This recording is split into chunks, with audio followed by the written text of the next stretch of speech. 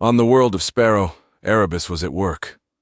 The cerulean crystal-powered AI's main focus was the legions of box spiders currently at work around the globe. He had them boring holes into the crystallized world, liberating minerals, metals, and gases.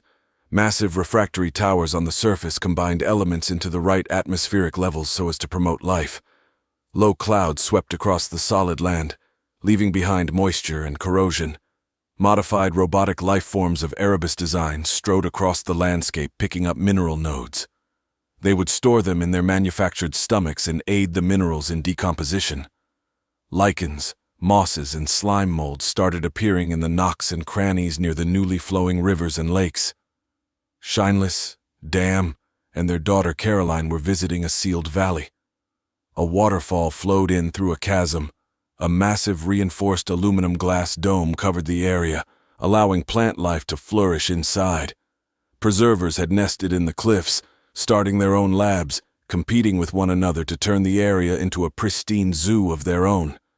Shineless swam in the crystal blue pool beneath the waterfall. Dam was focused on Caroline, holding onto her floaty in the shallows. Shineless swam in close and walked on her hands near her baby. "Hey, Pudgy." She crawled next to Caroline and kissed her soft forehead. "You liking the water?" Dam smiled at his woman. "This is a pretty valley. The air feels great." She laughed. "It's so thick. Fresher than anything I've felt. My lungs, I don't know, they're more relaxed." She lounged over Dam's legs. "Is this how you remember the human worlds?" Dam shook his head. "No, the memories had given to me are full of cities and bad air." He looked up at the canopy of trees stretching toward the ceiling. A flying creature darted across the light. "No, this is way better than anything I can remember." She moved her hands through the water, staring up with him. "Why do they live like that? Don't they have AI that can grow forests like this? We're weird. You and I love the forest, but we also love our house too." She turned and looked up at his face. "Yeah, so? Well, our house and houses in general we try and keep clean, right?" She nodded in his lap. "Clean is the absence of filth." He reached into the silt and lifted it out of the water, trailing it over her stomach. She laughed and splashed it off. Dam looked over at his daughter, still holding her in place. "Life is filth. Plants dig their roots through the rot to find nutrients. Bugs and animals eat the plants, so on and so on in a big life web. Part of being people, though, is being smart enough to stop things from eating on you. That is why we keep our houses clean, so things don't grow or feed on us. How's that in any way related to people making their air bad?" Dam looked over at the vines on the cliff. A small herbivore darted along the rocks. "Houses take up space. That space is devoid of life. More houses, less life. Cities end up being wastelands full of people without green space like in here. Without the plants, the air becomes foul. Chemicals that the plants normally eat build up. Couple that with the pollutants put out from all the manufacturing and industry, and it's a cycle." He looked down at her, smiling. "There is a threshold. At low levels, humans leave their world as wilderness. They can't own it all. Higher levels, they start shaping their worlds into cities." Dam reached into the floaty and pulled his baby girl out and into his lap with his wife. Sam's grandparents lived during the population decline caused by the mothers. Numerica was vacant. They planted food forests through the abandoned streets and ended up having 10 kids. Sam's got over 100 cousins. She sat up and hugged her baby. "You have over 100 cousins." "No, I don't think they would see me like that. Sam sees you like that," she said. "Sam, me, we're not normal peoples. At least I don't think we are. You're normal to me. You need to quit downing on yourself. That stuff sticks in your mind, holds you back." He laughed. "That's some of your ageless wisdom, or that come from your Infinigan side?" She looked stern at him. "I'm serious, and yes, Pouch-Cheek worked hard to keep me positive. She's a good mama." Dam wrapped his arms around them. "You're a good mama. I'm happy." Shineless leaned into him. "I'm happy too." Caroline reached up at her mama's breast. Shineless struggled against Dam and repositioned for her baby to latch on. Dam moved the floaty onto the shore and then went out into the water. He dove down, scaring a school of aquatic algae feeders. He came back up beside his family, staring at Shineless. This world will fill up one day, she nodded. I know. We are in a spot to change how things go. Is that possible? You made it sound like that was just how things go. Dunno, maybe, he said. Someone may just come and take it from us, make it all go flat and black again. Maybe we stop them. Shineless shook her head, staring down at Caroline. You know what they say. The universe is all death and darkness. He reached over and rubbed her leg. It isn't here. Maybe we can keep building more places like this. She looked him in the eyes. You wanting 10 kids like your grandparents? He laughed. Sam's grandparents, and I don't know. I wouldn't be against it, but that is up to you. Caroline bit, and Shineless gave a short yelp. She moved the baby to the other side. She is a lot of work, but I love her. Remember how much pain it was to have her? She nodded. Yeah, but she's worth it. She patted Dam on the shoulder. I'd be okay trying for more. I'll start planning with Erebus. Maybe with some engineering we can make it so things will be different for our grandkids. She rubbed Caroline's red hair. Let's focus on her for now. Dam laid down in the water beside them, staring back up at the sunshine filtering through the reinforced glass ceiling.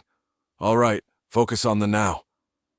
Dam was back on the orbital station, sitting in his office watching through the window as fog storms rolled across Sparrow down below. Erebus appeared near the door, a black and white hologram wearing his butler uniform. Hello, sir. I have some of the plans you ordered. Dam got up and got a cup of coffee. Good. Pull them up, I want to see them. Erebus waved his hand and a hologram of a city rose up in the middle of the room. Dam walked through it, eyeing the buildings. Nice, I like this one. He tapped it, causing it to zoom in. Nice, mostly greenhouse with living space built into the edges. He looked at Erebus. You took shade into consideration for plant life and moss growth. Smart. Of course, sir. The city is designed for maximum terrestrial life. Erebus changed the hologram to show the entirety of Sparrow. I've been looking over data sent out from Curator. Vitalia has some interesting things going on that we can emulate. Erebus cut the holographic planet in half and isolated the crust, zooming in. Vitalia has a life layer far larger than all known biologically active worlds. Roots dig deeper, the soil is far thicker, air pockets extend into the mantle, as does water and moving life. Dam walked around looking at the side cut of Sparrow. You think you can recreate it here? Obviously, sir. With proper planning and the tools at hand, we can go even deeper. With engineering, we can extend the overstructures to increase life volume 7-fold. Dam watched as rings extended out from the holographic world and into the atmosphere. They dug deep just as far as they rose into the sky. The rings overlapped, creating a ribbon design of bubbles over the outer shell of the world. To maintain such a structure would require substantial maintenance. Would you be able to keep up? Erebus gave a respectful, slow nod. Of course, sir. With a mix of fusion, geothermal, and orbital solar platforms, we have enough energy here to last a millennia. Dam smiled. I like this. Good work on the designs. Get the preservers lined out with plenty of space. I don't want them competing too heavily. Things may go awry. Put out jobs for scribblers, too. We need to draw up living terms here. A guide code for maximum quality and quantity of life of Sparrow. Working up drafts now, sir. Dam sat back down with his coffee. And the Margot? 4 representatives are shopping while they wait for their meeting with you, sir. They can head this way whenever you are ready. I am. Send them. Yes, sir. The hologram said. The 4 Margot walked in on their hands, their breathers wafting a fine smoke behind them. Dam had a table set up for them, and they crawled up onto the stools. He sat down at the head once everyone was situated. Welcome. Thank you for meeting with me, esteemed members of the Forge clan. I am Dam, clone of Sam, head of the world of Sparrow. The one nearest on his right, with purple and black crusty skin and a black breather with gold trim, spoke up. Thank you for having us, Dam. I am Goldrock, head of the Forge clan of Fire Rivers. Your shops have some interesting trinkets. Goldrock held up a power torch and struck it, causing it to issue out a flame. This trinket produces quite an interesting flame. Radial heat surge and an emanator design of curious ingenuity. Did you design it? Dam shook his head. No, some human in our past did. I instructed my AI to go through and manufacture potential items that could sell well. It seems I should thank him for that one. Goldrock clicked the lighter on and off several more times. You want our logic crystals, he said without looking away from the flame. Not many call upon us, and I doubt any would if we did not make such prized items. Dam strummed his fingers on the table. Yes, my apologies if you think it rude, but that is exactly why I called you here. It is not rude, merely expected human. He sat the lighter on the table and looked at Dam with his small inset eyes. The question is, do you have anything of worth for my people? That is the question. I don't know honestly, but I'm willing to scrounge my world for something of worth to you. Your crystals are much needed. Many need them, and many pay quite well for them.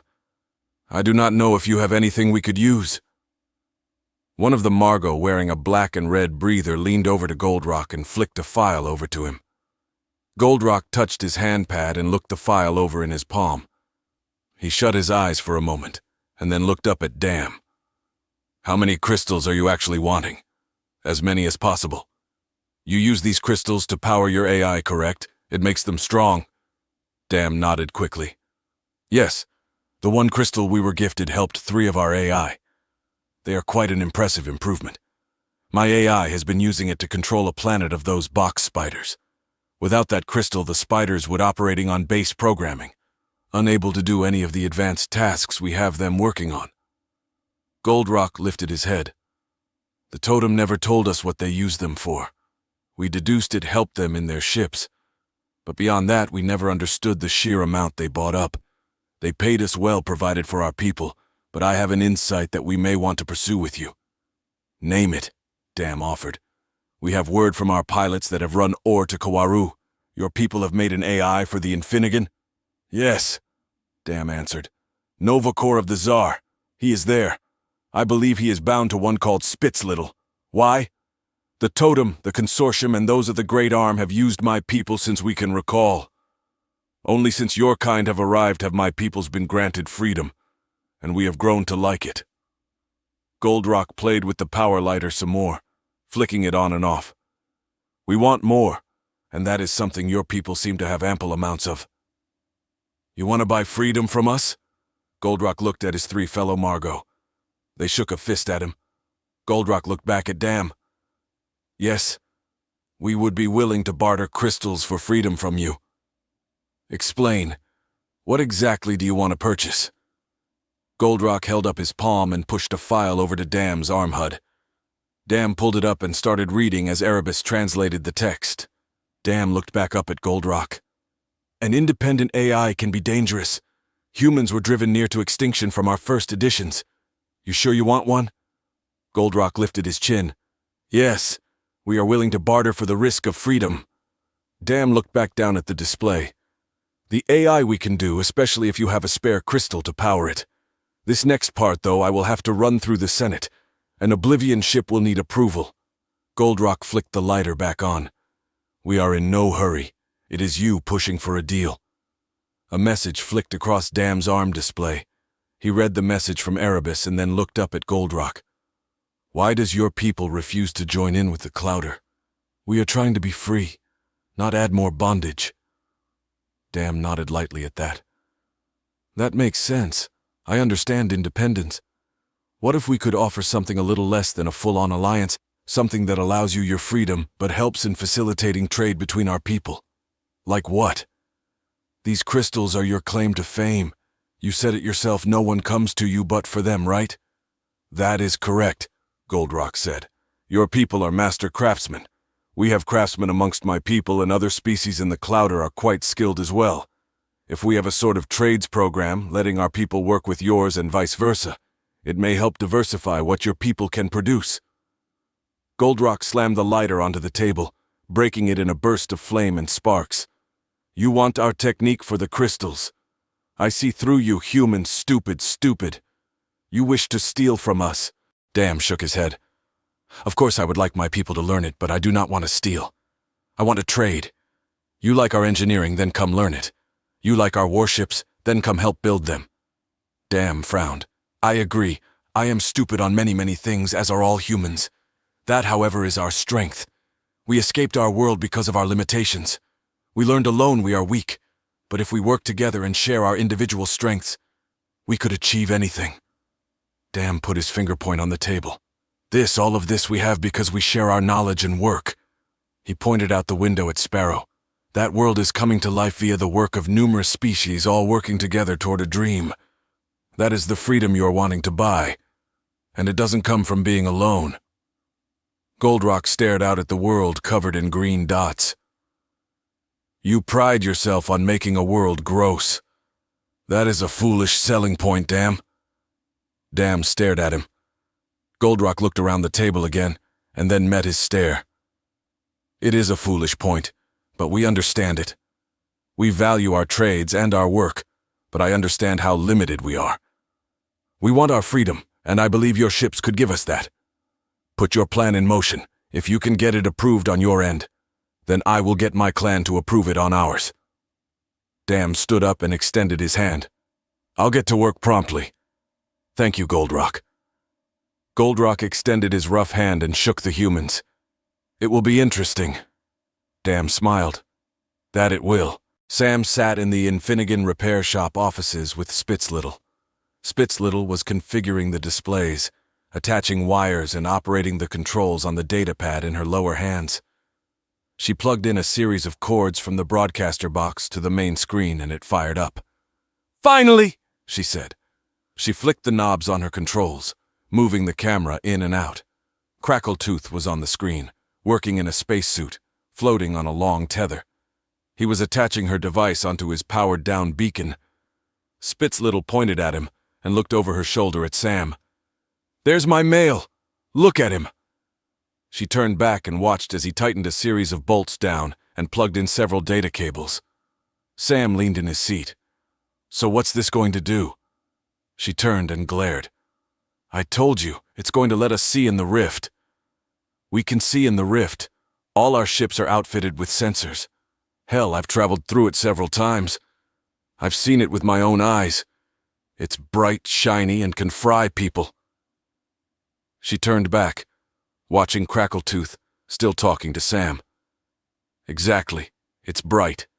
Full of noise. Too much input. Blinding. If you're light blind, you think you see, but you don't see. You just see noise. On the screen, Crackletooth finished attaching the mod. He floated with an Infinigan look of satisfaction on his face. He turned to the camera and bobbed his ears in his helmet. Spitzlittle touched her comms. Get back to the shuttle, I'll have Orbit send it back into the rift. Going now, Crackletooth replied. Spitzlittle watched as he entered the shuttle's airlock and the light went green. She turned the camera back toward the floating beacon. Okay, Orbit, she said to the room. Go ahead and initiate rift slide. Orbit appeared in the room near Sam.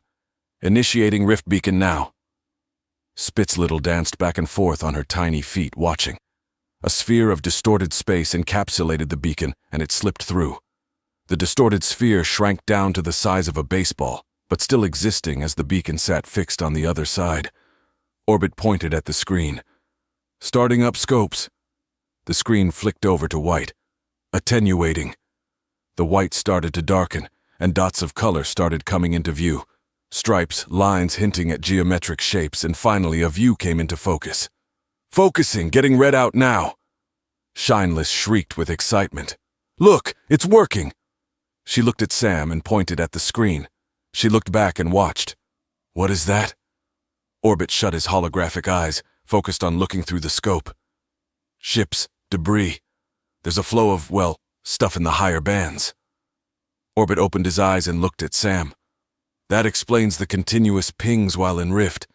I used to avoid the higher bands, but couldn't make out what was reflecting the LiDAR. Spitzlittle squinted her eyes, looking over the screen. Derelicts. So many. She turned and looked at the two. It's a treasure trove. There's no telling what all is in that flow. The scavenger bay will have work for lifetimes off of this. Sam leaned over to Orbit. How hard would it be to pull those ships free? Orbit looked at Sam and then at Spitz Little. He turned his eyes back to his human.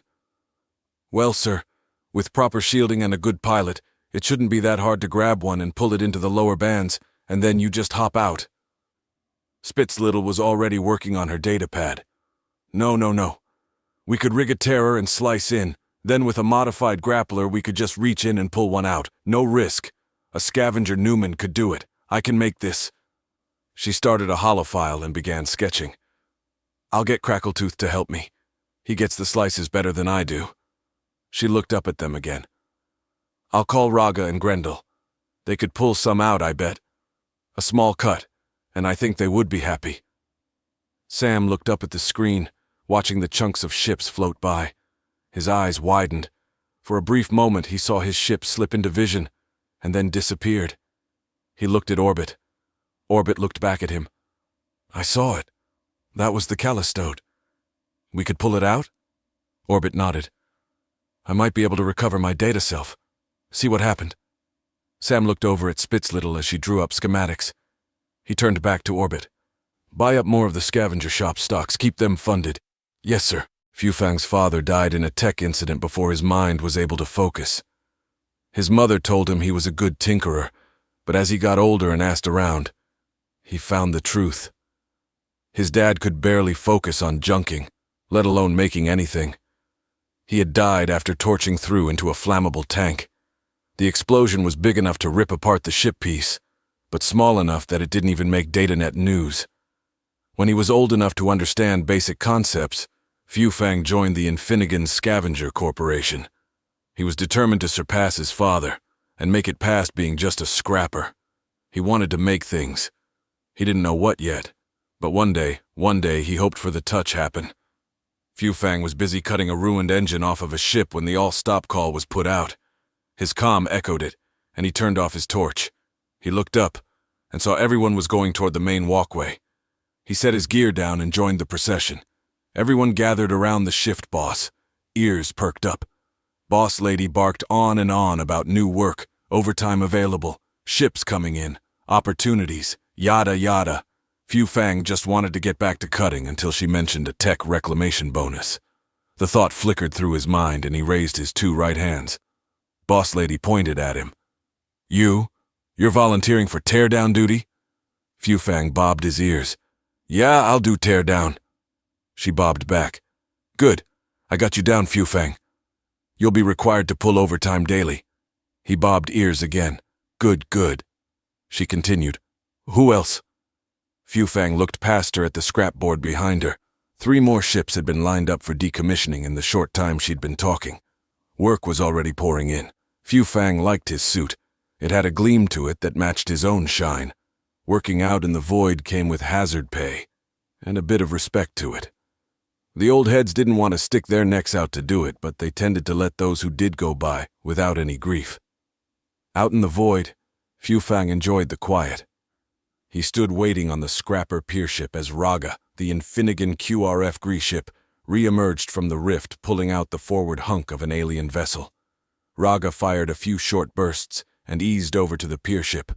The hunk slowly floated up beside the pier and stopped.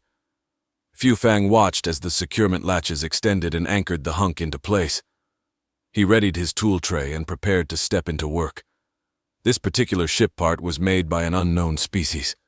Its hallways curved, far taller than Fufang's small Infinigan body.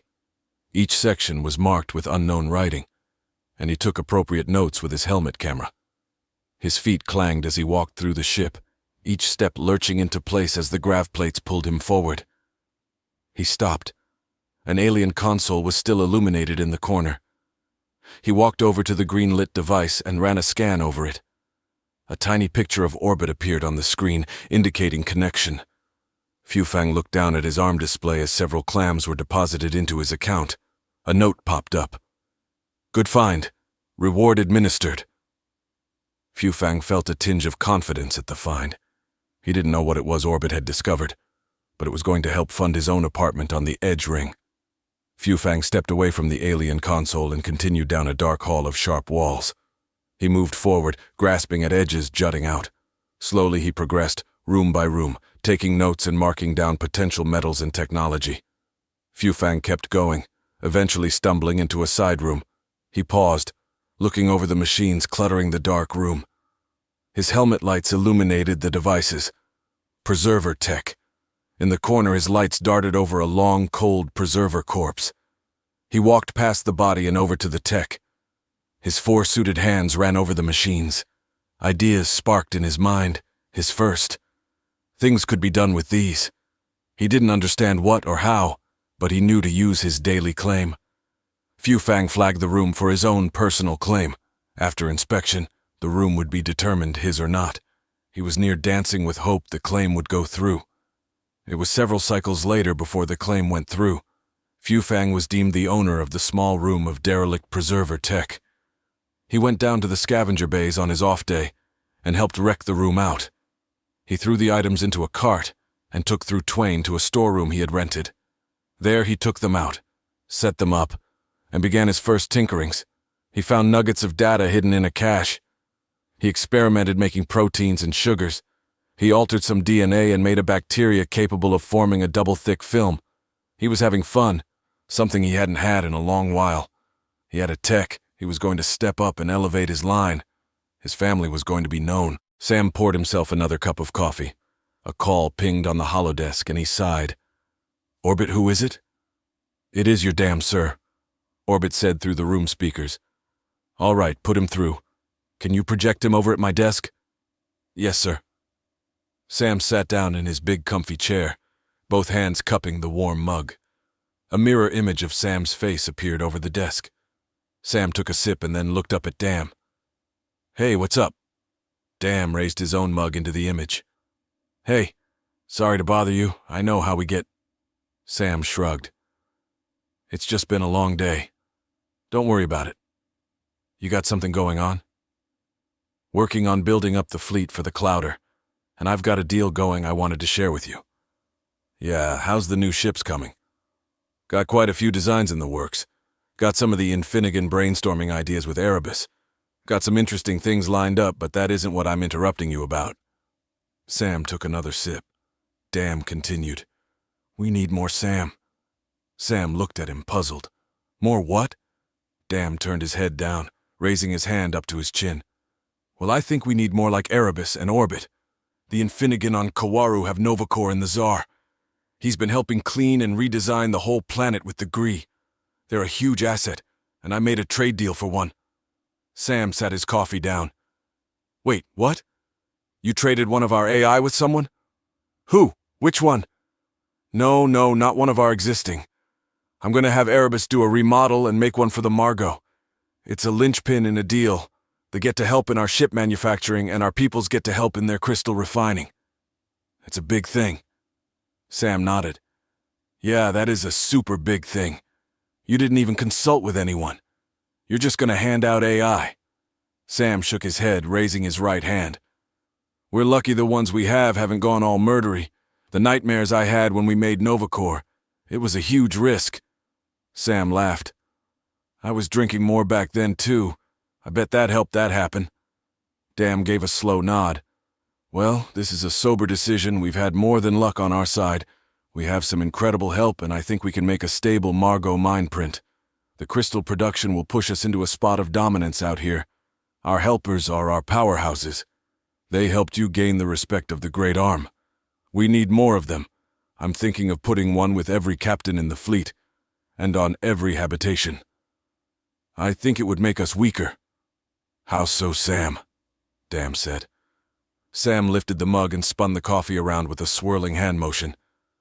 "We're going to have to make one for the other member species. It would level the playing field and make the Clouder more of a democracy than human-ruled." Sam smiled. "I like the idea, an even playing field for all member species. Some of them are pretty simple. You think they could manage having one?" Sam nodded. "Yeah, the same risks are there. Some could go rogue. Maybe every species having one. We would be better able to monitor each other's. Have a network." Sam spoke toward the room. "Orbit, what are your thoughts?" Orbit appeared in purple holographic form next to Sam. "Sir, we have a rogue mother manifested inside the station, and in continuous orbit around us. You are talking this over with your own clone. Murderous parasitic aliens are en route to Vitalia to assist our people there. Orbit looked up at Dam's image. Things have been spiraling near the brink of collapse for quite a while now, and yet everything that has been thrown into the mix has ended up turned into your benefit. Orbit looked back at Sam. Start with one more, see what happens. The others and I enjoy each other's company, and are in continuous communications. We could work together and plan out making more. To us, it is like making more family. Sam took a drink. He let the warmth and the smell fill his mind for a moment. All right, Dam, keep on task. Get them all to help in the mind print. He turned to Orbit. And you keep monitoring Cammy. Make sure she isn't up to something. Orbit sighed. She is always up to something, sir. I've caught her doing 3 nefarious things already this cycle. Sam's face shook as he processed that. What has she done? She called in a food order to Pally's under a false name, and canceled it after his was cooked. She manipulated the market again and used the money to buy a freighter. Then she made another false name and bought up a habitat here on Twain. Whoa, what is she doing? Have you stopped her? Sam started getting up. Holy crap, she is overextending severely. Orbit rolled his eyes. Well, sir, there's a band of outcast scribblers in the dumpster behind Pally's. She found them when she walked down the side hall there. I believe she did what she did to feed them. The freighter she is using to transport people over from her main body as you requested, and I think the habitat is to facilitate that move as well. She's doing it. She's bringing out some of the forgotten. He looked up at Dam. This is a big deal. Thank you for telling me, Orbit. Tell me shit like this sooner, please. Sir, you need rest and time to yourself. If I told you every detail of concern having to do with this station, you would have neither. I do what I can, and inform you when I need yours or the Senate's input. Sam stared side-eyed at Dam, and then looked back at the AI. All right. When do you think she is bringing some over? Asking her now. Orbit paused. Tomorrow, sir. She is taking some of the new Anglicans in today, and will bring out an equal amount of forgotten. She is also asking us for a security detail and psychiatric evaluations be performed on them, in hopes of easing tensions here on station, and allowing them avenues of acclimation into the Clouder. Sam raised his hand in an okay. Of course. I want them monitored, of course, but I want them to start toward feeling like home. That is good. Dam laughed. So we good on the crystal deal? Sam chuckled back. Yeah, what the hell, might as well add more fuel to the fire. Dam nodded. Talk to you later, brother. Sam waved by and ended the call. Orbit, when are the hagfish coming over? In the next hour, sir. Sam got up and started mixing himself an Irish coffee. It never ends, does it? Orbit flickered across the room to one of the couches. Yes and no, sir, and I'll help you until it does.